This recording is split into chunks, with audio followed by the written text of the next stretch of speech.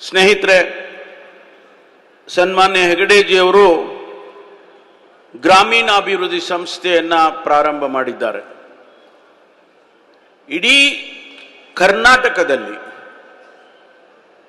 ಹಳ್ಳಿ ಹಳ್ಳಿಗೆ ಯಾವುದಾದ್ರೂ ಒಂದು ಕಾರ್ಯಕ್ರಮ ತಲುಪಿದೆ ಅಂತ ಹೇಳಿದ್ರೆ ಸರ್ಕಾರದ ಕಾರ್ಯಕ್ರಮಗಳಿಗಿನ್ನ ಮೇಲಾಗಿ ಇವತ್ತು ಗ್ರಾಮೀಣಾಭಿವೃದ್ಧಿಯ ಸಂಸ್ಥೆ ಆ ಹಳ್ಳಿಯನ್ನ ತಲುಪಿದೆ. ಕೋಟ್ಯಾಂತರ ಮನಸ್ಸುಗಳನ್ನು ತಲುಪಿದೆ. ನಾನು ತುಮಕೂರಿಗೆ ನನ್ನ ಕ್ಷೇತ್ರಕ್ಕೆ ಬಂದರು. ಅಲ್ಲಿ ಒಂದು ಗ್ರಾಮೀಣಾಭಿವೃದ್ಧಿ ಕಾರ್ಯಕ್ರಮದಲ್ಲಿ ಅವರು ಭಾಗವಹಿಸಿದ್ರು. ನನಗೂ ಕೂಡ ಭಾಗವಹಿಸುವಂತ ಅವಕಾಶ ಸಿಕ್ಕಿತ್ತು. ಆ ಕಾರ್ಯಕ್ರಮದಲ್ಲಿ ನಾನು ಹೀಗೆ ಮಾತಾಡುವಾಗ ಇಷ್ಟೊಂದು ಅದ್ಭುತವಾದ